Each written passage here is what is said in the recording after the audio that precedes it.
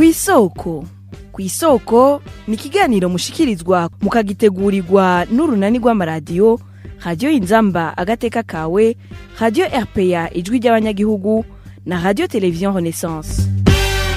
Kuwa gatanu ruhuhuma uko umwaka utashe, abarundi barahimbaza umunsi mukuru w'ubumwe bw'abarundi ukomoka ku masezerano y'ubumwe bw'abarundi yateweko igikumu akongera kemezwa n'abarundi mu mwaka w'igihumbi kimwe amajana 1991. Inyuma y'imyaka 32, ayo masezerano y'ubumwe bw'abarundi yoba yarashoboye gutuma abarundi barengera amacakubiri bakubaka Burundi bwubahiriza kiremwa muntu wese. Inyishu ni muri kino kiganiro kw'isoko mukagishikirizwa na jewe Pierre Gahungu. Kaze.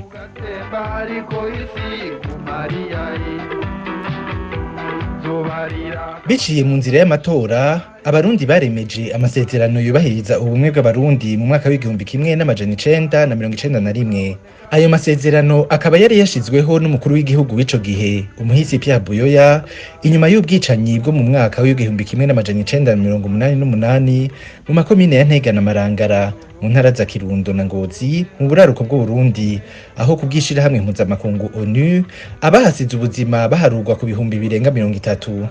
Ibiri muri ayo masezerano none vyoba ari biki? Mugenzi wacu Emile Nibasumba wo muri Radio RPA arabitwiganira. Turemeza ko ubumwe bw'abarundi bwamyeho kandi buzokwamaho. Iryo ni ryungane ry'umutwe gingingo ya mbere y'amasezerano y'ubumwe bw'abarundi yemejwe n'umukuru w'igihugu kuwa 9 ruhuhuma mu gihumbi n'amajana 1991 inyuma y'ugutogwa n'abarundi kuwa 5 ruhuhuma muri uwo mwaka nyene w'igihumbi n'amajana 1991. Muri iyo ngingo haravugwamwo ko Burundi cyamye ari igihugu cifashe kiramutswe intahe n'abagabo gisangiwe n'abarundi bose b'ubwoko bwose b'imiryango yose. Ibindi vyanditse muri iyo ngingo nuko abarundi bamye basangiye imico n'imigenzo, abarundi bamye babana bafashanya bashingiranira, abarundi barafatanye mu nda mu kwiganzura bakava amahanga baronkera hamwe intahe y'ukwikukira. Muri iyo ngingo nyene haravugwa kandi ko ubumwe bw'abarundi ari nkinzo nkuru yamye ikingira Uburundi mu makuba yose bwaciyemwo. Mu gihe cyose ubumwe bw'abarundi bwatosekazwa n'inyifato y'abarundi bafise agatima tare ko kwihora, ko kugera ingere ku yindi no kujaniranya mu cyaha abasangiye ubwoko canke impinga.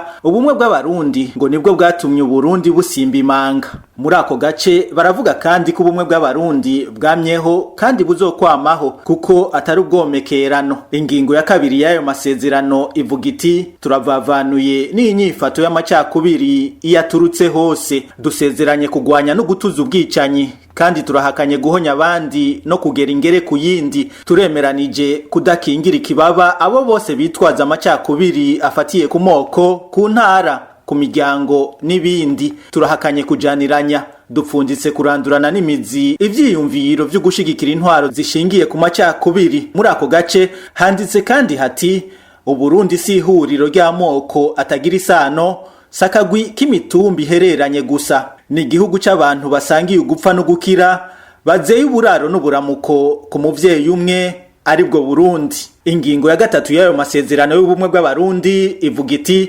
twiyemeje kutabanduka mu migenzo ijanye n'ubumwe. Muri iyo ngingo handitse hati dusezeranye kwama twubaha kandi twubahiriza ubuzima bwa zina muntu, turiyemeje kurekuriranira no kwizerana, dusezeranye kwama dushira imbere akaranga k'umurundi, dusezeranye guharanira ubutungane mu gihugu. Ingingo ya kane ari nayo ya nyuma ivuga ibijanye no gusezerana gutunganya ivy'igihugu mu nzira y'ubumwe.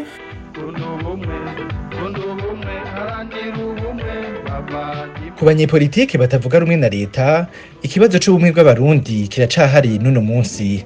Frédéric Bamvuginyumvira arongoye urunani Sefo Harusha asaba leta guhagarika inyifato n'ibikorwa bishira imbere gukumirana hafatiwe kuri politiki y'igihugu canke ku bwoko. Uravye ingene bakoresha ivy'amoko kare vyari ivy'abatutsi, uyu munsi abahutu bavuga bati abahutu nitwe tutwara, nitwe turi imbere, mugabo ugasanga abo bahutu ni gukoreshwa kuko abatinangaye mu gihugu nabo bahutu nyene. Mugabo waraba umututsi yaba muronsa akaryo ngo kwitira ku buhomba, usanga rero ivy'amoko biriho biragendegwako, mugabo naho bagerageza kubihisha. naho bagerageza kubinyegeza mu majambo ariko mu ngiro biragenderwako. Naco gituma rero ejo umunsi mukuru w'ejo ubumwe bw'abarundi ari umunsi mukuru ku bwanje uhambaye, kuko yabwirizwa kuba ari umwanya wo gutanga politike y'ingene tuva muri politike y'amajambo y'ubumwe bw'amajambo tukaja mu bumwe bw'ibikorwa. Ubumwe bw'ibikorwa nuko twoshira abarundi hamwe mu bigwati, bakaboneka, bakaganira, bakabana, bakamenya ivyo nakarayemwo, bakagenderanira, bakakorana imyuga, bagakorana ibikorwa, bagasangira inyungu. Vy'ukuri tukaja muri vya bindi bavuga bati mbega bapfaniki burya barutwa na bamarira niki. Aho rero niho buhoro buhoro abahutu bazoshima abatutsi bagashima abahutu, abahutu b'abantu, abahutu b'abantu, abatutsi b'abantu, atari abatutsi b'ibikoko canke abahutu b'ibikoko, kuko abo bose bariho. Hanyuma abantu ro bamaze kubona ingene bashobora kugira akamaro abandi, abo bakaja hamwe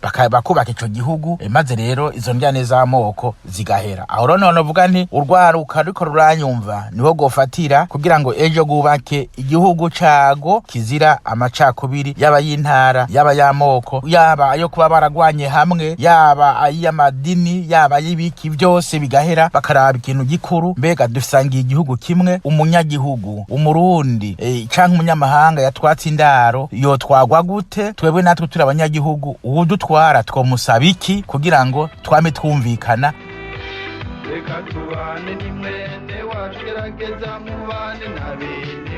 Akaba ari uwo mwihwezo wa Frederic Bamvuginyumvira arongoye urunani Sefo Harusha uciye usozera ikiganiro ku isoko cuno munsi.